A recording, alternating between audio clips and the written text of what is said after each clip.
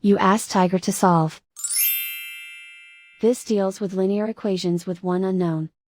The final result is x equals 4. Let's solve it step by step. Group all constants on the right side of the equation. Subtract 1 from both sides. Simplify the arithmetic.